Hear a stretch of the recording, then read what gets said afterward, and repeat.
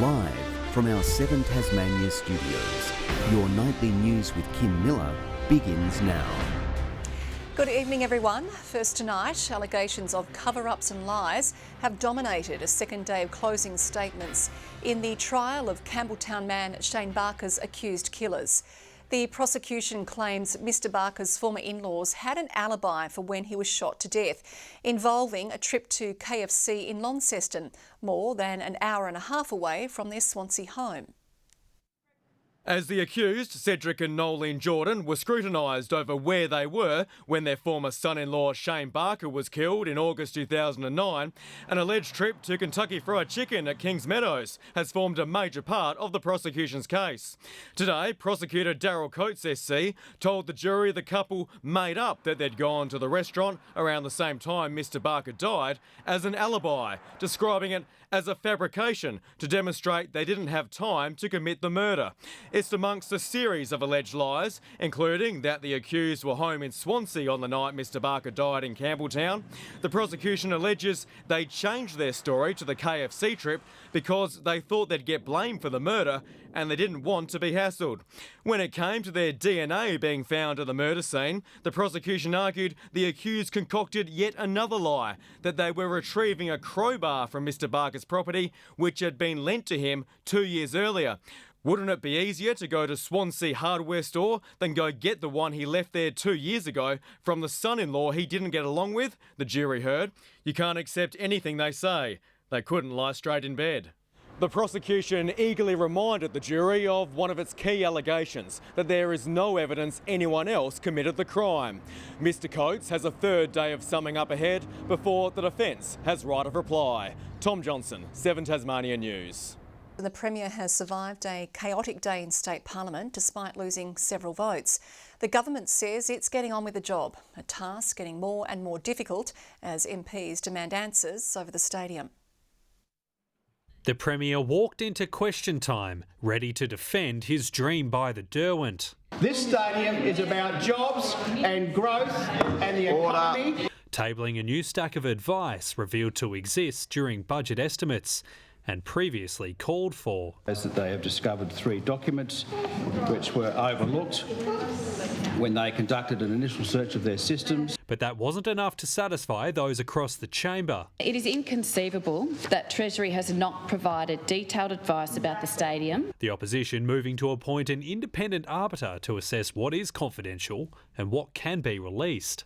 At the end of the day, all we're trying to do here is to get access to the information that's in the public interest. Their push was made harder by the absence of David O'Byrne and Lara Alexander, before John Tucker jumped on board, backing a rare dissent motion against the Speaker, who'd ruled the budget debate needs to come first. Therefore decline to give the matter precedence.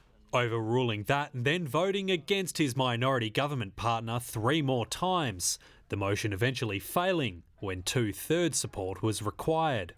Lost votes are tallying up for the government. The new expanded crossbench has shown it's not afraid to flex its muscle, especially when it comes to scrutinising the stadium. Well, we're making it very clear that we're getting on with the job. This is about passing the budget. Jeremy, you are now in minority. It is no longer the glory days when you had the numbers on the floor. Parliament's new numbers game making every day a dicey one. Josh Duggan, 7 Tasmania News. A parliamentary inquiry into Tasmania's adult and youth detention has been told the system isn't helping prisoners change their ways. Former Risdon inmate Anthony Bull says containment and control has to change to a focus on rehabilitation. He's calling for more effort to be placed on education and employment. All you've got to do is teach them the skills to do what they want to do, and they'll go the rest of the way. That's the number one priority, and the whole range of measures, including in our budget, which we want to pass this week to ensure that there's more rehabilitation offered. The Upper House inquiry will continue tomorrow. Tasmania is turning its back on Super Netball, rejecting its chance to make a play to join the National League. Let's bring in Tom Johnson for more. Good evening, Tom. Now, why has the push gone cold? Well, Kim, the explanation given is a simple one. The timing isn't quite right. That's at least according to Netball Tasmania and the state government. Tasmania joining the competition has been on the cards for some time, but speculation has really ramped up since the Collingwood Magpies collapsed a month ago, opening the door for another team. There's no question on the appetite for netball here, with Collingwood's last hurrah at the Silverdome on Saturday night drawing near sellout numbers. And to be clear, the state hasn't ruled out a bid down the track. But this would surely be concerning for Netball Australia, which has gone through a very public sponsorship spat with one of its main backers, Gina Reinhardt, this year. And now a state seemingly crying out to join national sporting competitions has said netball isn't the horse to back. Kim? Well, snow bunnies are officially defrosting their suits, with Ben Lomond opening the 2023 season. Some of the most excited ski enthusiasts heading up the mountain early, making the most of the cold snap sweeping across the state. Braving the cold and freezing the day. Absolutely stunning, breathtaking. Tasmania's just captured our hearts. It's beautiful. Such an amazing place.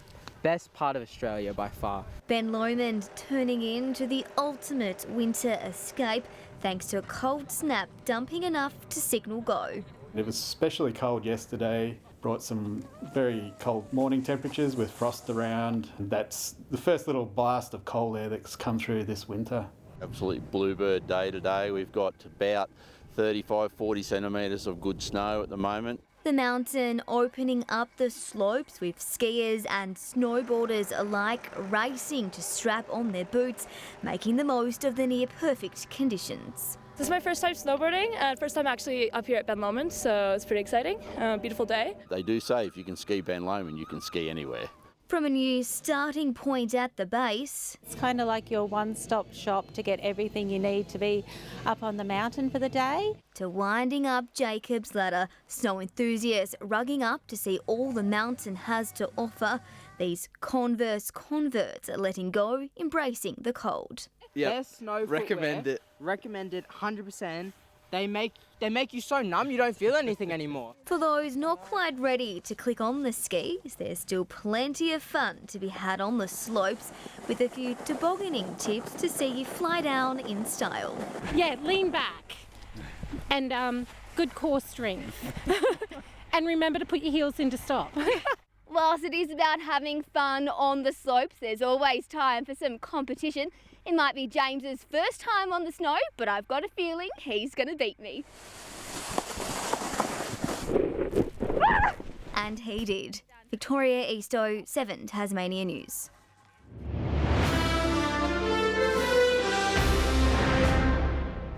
The Department of Police, Fire and Emergency Management has apologised for a letter mistakenly sent to fire officers. The union says it indicates a different pay classification, claiming it could foreshadow a pay cut as tempers flare over the proposed departmental restructure. It's extremely frustrating that the government is looking to give more power to the department, who are making a long line of mistakes. Ultimately, this makes it harder for firefighters to do their jobs.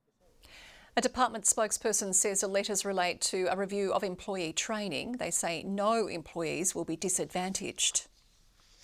The federal government is being urged to step in and end salmon farming in Macquarie Harbour. The Australia Institute Tasmania has written to Environment Minister Tanya Plibersek, asking her to intervene to save the endangered Maugean skate. The think tank is calling for any expansion of marine farming operations to cease, saying new research shows a decline in the population of the threatened species. The City of Hobart's proposal to hike the rates for short-stay property and vacant residential land has been approved. The contentious scheme has been welcomed by some as levelling the playing field, but others warn it could make a tight housing market tighter. A new framework for landowners in the City of Hobart. This is just a way that the rating pie is divided more fairly. After a long debate, elected members have approved a more diverse rating system. Unused residential landowners will see their rates doubled to more than 12 cents in the dollar of their annual assessed value. Short-stay accommodation property owners face the same spike to more than 10 cents per dollar. It's about recognising that these are not just normal residential properties, they are more like a commercial operation. The Lord Mayor says too many are being locked out of inner Hobart. Having an impact on how accessible the inner city suburbs of Hobart are to young people, to people on lower incomes. The plan's dividing elected members. They are a commercial enterprise, they're a money-making enterprise. I think the whole industry of the Airbnb is being vilified and a bit bullied. We should be going to the developer of that empty land and saying, can you deliver us 7 apartments on here? The Property Council among those unhappy, calling for incentives, not penalties, for landowners to develop. They say they're being slugged extra during an inflation spike. We see this latest rate hike as gouging property owners for whatever they can get. Airbnb has also lashed the council, with its head of public policy warning that arbitrary rate rises in the current economic climate risk causing further stress to households. But the Tourism Industry Council believes the initiative levels the playing field. The guy up the street who's flipped a house into another form of commercial accommodation is paying something a little bit more as well. John Hunt, 7 Tasmania News. Tasmania's best holiday hotspots have been recognised at the state's top tourism town awards. Stanley won gold in the tiny town category for places with a population of less than 1,500. Queenstown claimed victory in the small tourism town award, with Devonport the winner in the top town category. It's all about that welcoming experience to arrive to East Devonport, finding their journey, finding their scenic journey into town and feeling comfortable. We know how amazing this is for the region and we're really pleased and excited to win Queenstown. The 3 winners will represent Tasmania at the National Awards in September. A new housing build in Kingston has proved a win-win. Madisons House, built in memory of Tasmanian woman Madison Lydon, was constructed with the help of local businesses. The disability accessible house has been bought by Homes Tasmania for a family in need, and the funds have been donated to Variety Tasmania. It's just a wonderful way to see the community get together and work towards such an incredible end result. All of these funds raised from all the Madison houses will go towards our next generation, which is an incredible legacy and investment for the future as well. The total amount raised was $572,000. We have some good news from a story we brought you over the weekend. Tasmanian disability advocate facing eviction for keeping pets in her UTAS apartment has found a solution. A foster carer is now looking after Tammy Milne's much-loved dogs Coco and Ruby so she can stay in her unit. Tammy took to Facebook to thank carer Sylvia and the West Hobart community for its support.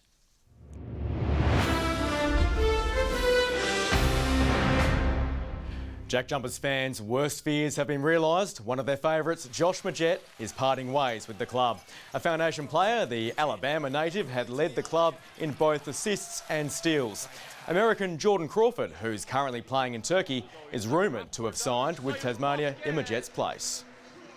Both Canterbury hockey teams are confident their best is yet to come. The men's side got their stuttering premiership defence back on track with a vital 4-3 win over Derwent. Sitting a point outside the top 4, the Lions are looking to become more efficient in front of goal. A lot of our games have draws, so very close games. And yeah, if we just can start converting and being efficient up front, we're confident that we can take any team. The women's side, meanwhile, is confident it can take it to the high-flying Northwest Grads this weekend. Yes, we were unfortunate to lose in the last minute the first time we played them, and then last round we did beat them by a goal, which was really good, so we definitely bring that confidence into the game. They'll go into the clash on a high after thumping Derwent 5-1 over the weekend. Good evening. Today, Hobart, Devonport and Burnie all 12, Launceston 11. St Helens and King Island both 13, Flinders Island, Wynyard, Friendly Beaches and Strawn all 12, Low Head, Maria Island, Grove and Bushy Park 11 degrees, Chile and Laiwini 3 was the top there. The highest rainfall was 17 millimetres recorded in South Queenstown. Low-level cloud is moving over the state from the southwest. Now, snow can be seen on Ben Lomond and parts of the Central Plateau. There is a large mid-level cloud band over northern WA to New South Wales. A frontal cloud band sits over southwest of WA. Low cloud lies much over Victoria and South Australia. Tomorrow, a cold front crosses western South Australia as a trough lies over the Kimberley region of WA. Another sits over tropical inland Queensland. North to northwesterly winds 5 to 15 knots in the west, tending west to southwesterly elsewhere. In the west and south, swells southwesterly 1.5 to 2.5 metres. Mild conditions in the north and east, although swells westerly up to 2.5 metres in the south. Tomorrow, Hobart and Geeston, partly cloudy conditions, 10's the top for Bothwell. Another frost for Launceston and Cressy, Devonport cloudy and 12 degrees. Burnie cloudy, Strawn and Curry wet conditions with 12 degrees. Partly cloudy across the east coast, Orford 12 and Swansea 13. Thursday, showers about the north extending to the east and southeast during the afternoon. Mainly fine elsewhere, inland areas can expect more morning frost. Showers continue for the east, also expecting a morning inland frost on Friday. Saturday, showers about the north extending statewide in the evening. To the mainland, Broome 27, Darwin and Sydney expecting sunshine, Melbourne partly cloudy and 12 degrees. And Hobart, partly cloudy, 6 degrees currently. Launceston, partly cloudy, 5. Mostly clear in Devonport. And Kim, it seems we can look forward to chipping more ice off the windscreen again tomorrow morning. Well, looking forward to it. Thank you, Kaya. That is all your news for now. I'll be back later with updates. Thanks for joining us this evening. On behalf of the team, it is good night.